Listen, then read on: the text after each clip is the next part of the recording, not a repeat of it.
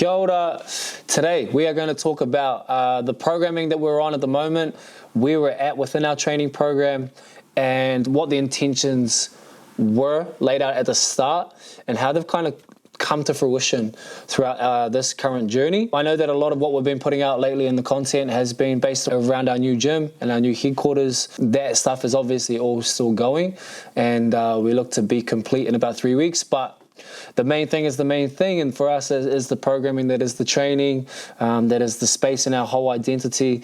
And so let's lure back into what's actually going on within the construct of those programs. So at the moment, we are in a training cycle called the Hulk training cycle. We have always outlined our 12-month progression or periodization for our training programs, and we like to theme them. We are currently in week 6 of an 8-week training cycle. If you're on our affiliate programming, the affiliate runs 1 week behind, so they're on week 5. I think it always just gives us the most absolute chance to refine our product if we need to. It goes through many filtration processes before it gets to the affiliate table, and then the notes on how just to run that and get that to you to be kind of foolproof in terms of teaching your classes is what we're after. So again, we're on week 6 of this current training cycle. So this whole programming was built around strength, and as in, like I said, we're in week 6. We've actually seen many PRs already in an 8-week training cycle. If you do enough of the linear progressions and you have the right movements and the right stimuluses and the right intentions, and they're all plugged and played in the right portions, there is quite often that golden circle of you getting development within a training cycle and not having to wait till the end to maximize that growth. This week I've seen alone many PRs and upwards of 10 kilos for some people because of that workload. So for example, we have had on a Friday snatches and snatch pulls, and the snatch pulls have been a really dense volume, not something that you would typically see in a CrossFit setting. So we started off with the rep schemes of 15, 13, 11, 9, maybe 7 as well, or maybe there's 4 sets of big sets. They have progressively either stayed the same number, increased in percentage, or dropped by 2 per set and increase in percentages again. It is so hard to get through something like that in terms of like the working set. It's hard to, one, stay psychologically involved in it and engaged. 2, it is just the set within itself is quite cardiovascular. So the mentality to maintain and hold good, strong positions throughout is what you're going to fight for the most. And one of our feedback cues and what we've been harping on about is don't be lazy, don't be lazy, don't be lazy. Stretch with the chest, drive through the floor, make sure you get to your hip contact. Let's see some development, some rate of force development on the barbell, and maintain your positions. And so these types of things have equated down into now PRs. Not only are we seeing 1RM PRs, we talk a lot about in our training program right now, volume PRs. So as an example, this week alone, we did an EMOM of 5 minutes, 1 clean at 90%, or 1 snatch at 90%, rest for 2 minutes, and then we repeated that same thing. And people are now walking out the door with 10 reps at 90% plus and getting stronger that way. So it's a volume PR. You know, you're stressing the muscle and the motor neuron, or the neurological pattern of having to affect and cause adaptation, that strength comes back in that way. Traditionally in a program, I think that, you know, if you were to program in the past, especially in, you know, the field of weightlifting and powerlifting, if you turned up and did 2 sets of 2 at 90%, that's a great day, and that's a good program. 3 sets of 2 at 90% is a very hard day.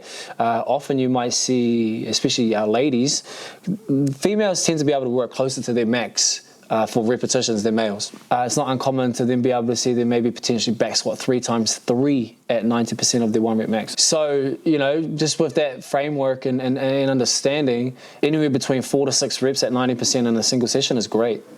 We can get 10 reps in there and they stay quality and they stay effective and there's no misses.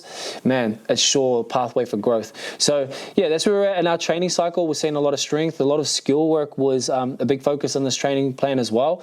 So we've seen some PRs, we've seen some ring muscle PRs, some total bar PRs, we've seen some chest bar PRs all throughout, and some movement development and confidence. Not a whole lot of like 30-minute plus workouts. Yes, on the singular modality stuff. So, you know, as second part sessions, just more monostructural based, so it might be like a long format of rowing session, it might be a long format of running session, some of the mixed modalities, but that's not really the framework for what we're in right now. It's more so building skill, building strength, and just getting some technical mastery within those compounds as well. And the reason being is where we are within our current periodization. We are November, and the CrossFit Open season starts in February, late February, so February 26th, I believe, is week 1, and that'll go through the first 2 weeks of March. And then there's the quarterfinals, semifinals, CrossFit Games. They have announced the pathway to the season, and this was announced maybe 5 or 6 weeks ago. It's cool to see some of those, past themes come back. So quarterfinals and back up to 25%. No doubt that should be pretty, I guess, motivating for a lot of you out there, a lot of the audience, to want to get back into your training and push for that, because I see a real sense of pride of making it into the quarterfinals. And I know that the top 1% don't see it like that, but it's achievable, it's attainable. You have to be, I guess, 1 in every 4 of the registrants in the CrossFit Open to be able to achieve that. And so understanding the lifetime and the training cycles to get to those points and positions is critical. So right now, you really want to be working on your skill, you want to be developing your strength, and that's going to carry right through to about, that January marker. And then in that January period, you really want to focus on your fitness if you're somebody who's trying to make it to the quarterfinals or have your best CrossFit Open. If you're an athlete who knows that you're going to be 1 in every 4 and you want to give your best effort in the quarterfinals, you're probably going to be working on more of those higher skill complexities, top end strength and strength endurance, plus then, that kind of longer cardio piece. And it might be something that's a little bit, I wouldn't say complex and complicated, but just muscle dense. So if you refer back to the 20-minute AMRAP of rowing plus GHDs plus V-ups, very midline intensive, and so, things like that. Wall balls and rowing is quite often a construct that they pair together in that framework as well. But the quarterfinals, the ones that are training specifically for the quarterfinals, should look a little bit different than the ones that are training for the Open, should look different than the ones that are training for semifinals, who are hoping for the opportunity to push for the CrossFit Games. However, nothing is ever guaranteed. You can get to quarterfinals and you can win 4 out of 5 events in quarterfinals and take a 1,000th in that 5th event, and you're probably not going to qualify to go to that semi-final event. I mean, it's pretty easy enough to go online and have a look at what's the average amount of points that I need. I don't have that in front of me, but from memory, in the Oceania region, it might be something like 300 to 400 points might get you at that back end of the group to qualify in top 30, and that's probably going to narrow down again. So you can't really have one of those bricks on the wall be so low. So those are the things that you need to start identifying now and working on. And I feel like our program has just a great amount of awareness to get 80% of your work, everyone kind of does the same, and then 15-20% of the work has individual pathways on there. It says if you need to build an engine or a strength or a skill, choose this option, prioritize that on top of this work that we did, because 80% of what we do should be the same for everybody. If it's, touted on the CrossFit season, at least in those generalized programs. Now, I do have individual athletes in the CrossFit season as well. Some of them games athletes, some of them hopeful for games, some of them, most of them, actually probably all of them in semifinals. And their training looks different from each other, and they have specific needs, they have specific work-ons and specific focuses, and obviously, like the caliber of athlete, there's going to be some who, albeit stay healthy, and secondly, don't have a dramatic, poor execution on a workout, who will be guaranteed CrossFit Games. Some of them will be guaranteed semifinals. So all of them should, if not be guaranteed quarterfinals. And so the training differs from each other, but there's still a whole lot of understanding of their training principles that kind of marry up and look similar.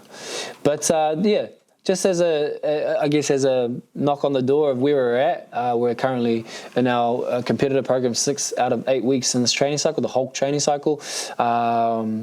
In the affiliates, you are in week 5. The next training cycle that follows on from this is a 4-week training cycle called the Vision training cycle. That cycle, there's no transition week into that. It's just straight into it. We have plenty of retest open workouts, quarterfinal workouts. It does have a little bit of maneuverability because it is in the festive season. So you've got Christmas in there, you've got your holiday break of the New Year period. So then it's not like a throwaway cycle, but it just has more variability to allow for people's circumstances, situations, and whatnot. Following that, you have the Black Panther cycle, which will take us through the open and into quarterfinals. So for anyone wanting to be the best self at quarterfinals, that is really going to be, built upon that. But it's also going to have some of that speed work for the open that's going to need to get you through that as well. There's nothing, I guess, more deflating as a higher tiered athlete who kind of banks themselves at semifinals or beyond,